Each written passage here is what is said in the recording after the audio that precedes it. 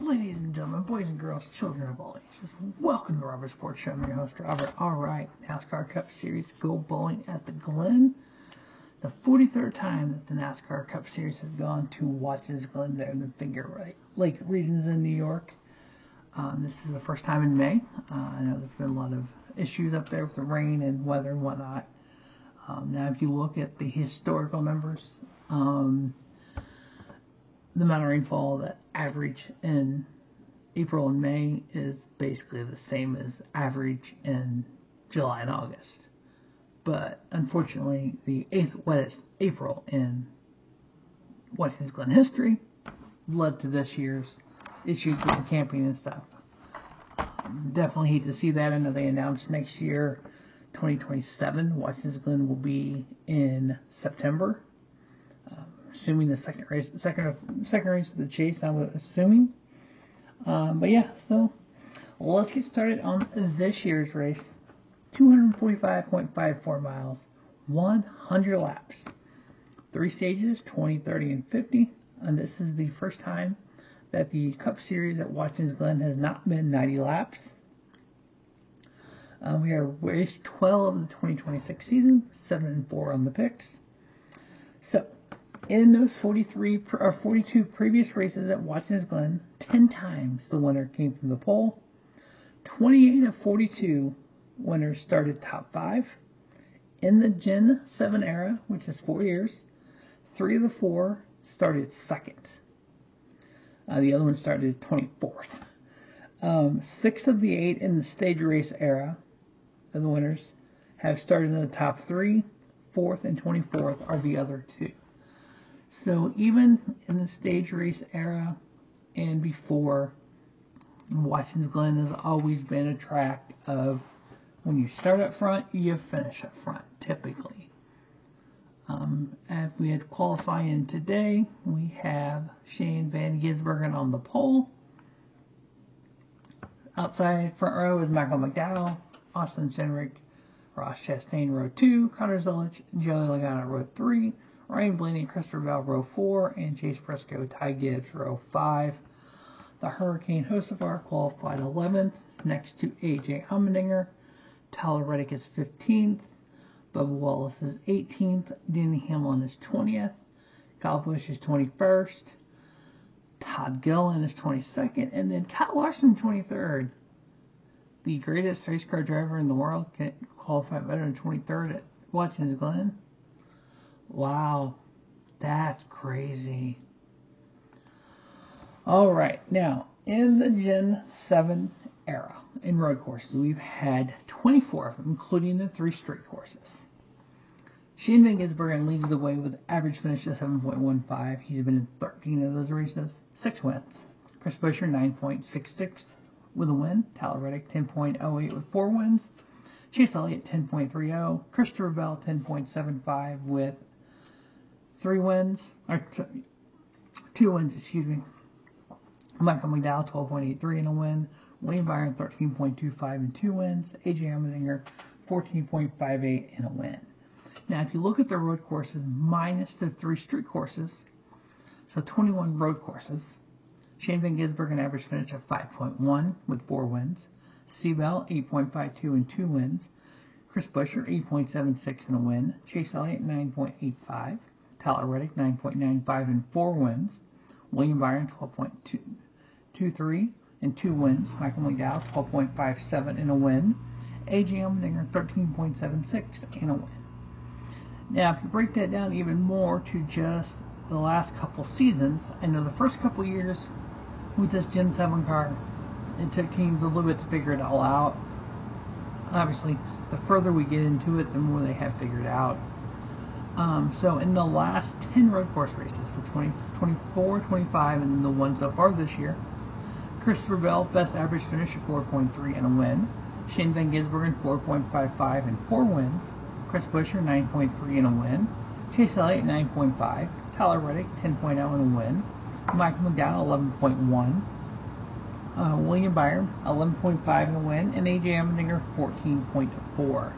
Now, what's very unique is if you look at just Watkins Glen, the last 4 Watkins Glen races, Yes, Shane Van Gisbergen, an average finish of 1.5 with a win. He's racing 2 of them. Chris Buescher, 5.0 and a win. Christopher Bell, 6.75. Joey Logano, 10.5.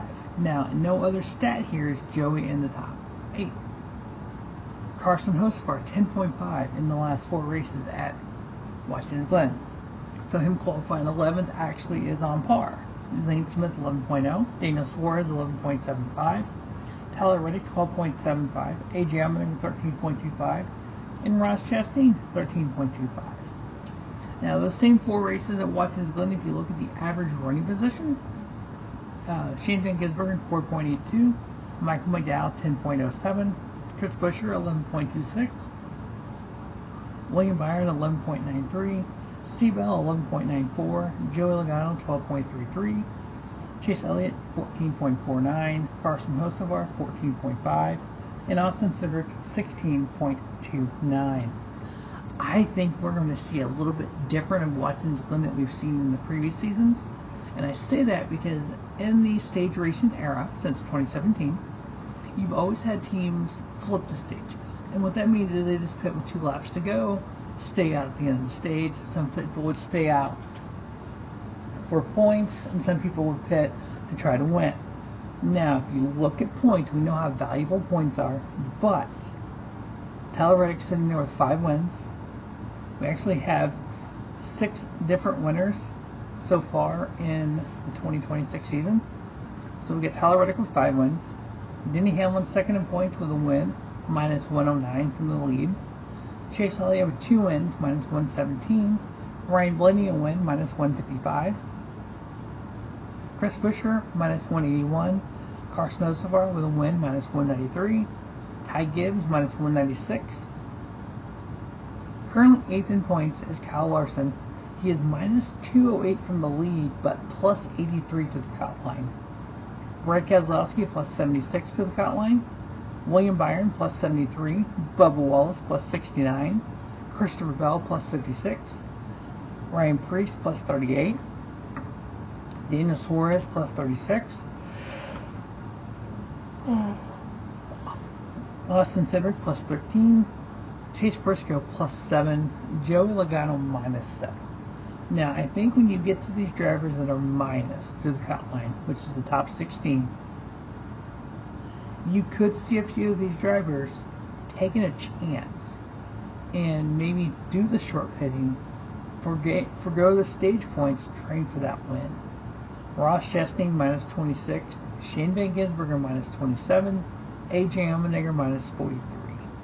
I could see an AJ Allmendinger doing that strategy. Short pitting, just make long distance, stay on the lead lap, and then coming out and staying out at the end of the stage. It could be interesting. Zane Smith, minus 44. Eric Jones, minus 46. Michael McDowell, minus 53. Ricky Stenhouse, minus 55. Todd Gilliland, minus 56. Kyle Busch and Austin Dillon, both minus 60. Riley Herbst, minus 69. John Hunter, minus 85. Josh Berry, minus 87. Noah Gragson, minus 89. And Ty Dillon, minus 106.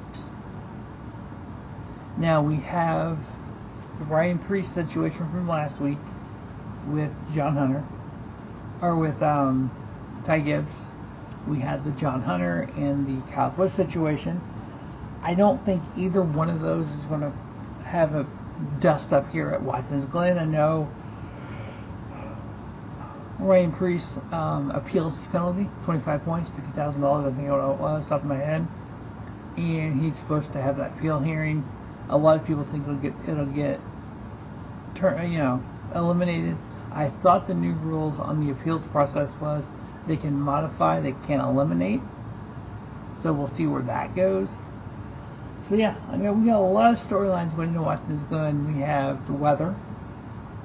We have the different tire. We have more horsepower. So we have those tire packs in turn 1 and in turn 5. So yeah, there's a lot of different storylines going in this year that we haven't had at Watkins Glen in a while. On the NASCAR Fantasy Live side, I'm going to play Shane Van Gisbergen, Connor Zillage, Tyler Reddick, Christopher Bell, Chris Buescher, and Ty Gibbs in the garage. The head-to-heads, Elliott over Larson, Gibbs over McDowell, Van Gisbergen over Byron, John Hunter over Kyle Busch. Before I get to the 4 picks, I've seen some comments online, and I wanted to address my responses to those comments. We have so many people that go online and completely bash the current Gen 7 NASCAR Cup car and the current racing in the Cup Series period. And they say what a horrible race tomorrow is going to be. Excuse me, it hasn't happened yet. How do we know it's going to be a horrible race? How do we know it's not going to be just as good as the O'Reilly Series race? And who says that if you literally take the Cup drivers and put in all in the O'Reilly cars and start the race, it's going to be the same race? It's not going to be. And remember, these O'Reilly Auto Parts Series cars are the Gen 6 and Gen 5 cars of NASCAR. It's a big difference when you have, and we'll do a little baseball analogy here, the AAA Series, and you put Major League players in there with the AAA players. It's going to look a lot different than the Major League game would. You take top rope home run hitter, insert name here, and he goes to AAA, more than likely he's going to hit some home runs. You take the number 1 pitcher and put him in AAA, more than likely he's going to get some outs, and he's going to look like a Cy Young Award winner when he's maybe just a winner. So yeah, it's not, you can't compare the two. Unfortunately, there's people that will just go ahead and bash the Cup Series. Well, tomorrow's race is going to be trash. And then when they start watching the race, it's this race is trash, this race is trash, this race is trash, this race is trash. When it might be a really good race. And a lot of people think it's a good race. But they already have a mindset, it's going to be trash, it's going to be trash no matter what. You can't change, you can't, when somebody's predetermined what's going to happen, you can't change that. In their minds, it's just like, oh my God, people. Anyway, my little soapbox is over. All I gotta say to these drivers, Ryan Priest, we know his comments from last week. Don't hit the button. Just like people on social media, you might think it's trash, that's cool. There's no reason to hit send. Just saying. Anyway, the 4 picks to win the Go Bowling at the Glen NASCAR Cup Series race. Gotta go with Shane Van Gisbergen. Hello. Tyler Reddick, Christopher Bell. And can I go 3 for 3 with drivers getting their first career win? At Bristol, Ty Gibbs, one of my picks, getting my 4th pick. Talladega, Carson Hocevar was my 4th pick. My 4th pick here, the number 88 from Trackhouse Racing, Connor Zelich. So Shane Van Gisbergen, Tyler Reddick, Christopher Bell, and Connor Zelich are the 4 picks to win the Go Bowling at the Glen NASCAR Cup Series race. As always, thanks for watching Robert Sports Show. Don't just have a great day. Have a spiffy day. Robert Sports Show, your YouTube leader in sports channel content.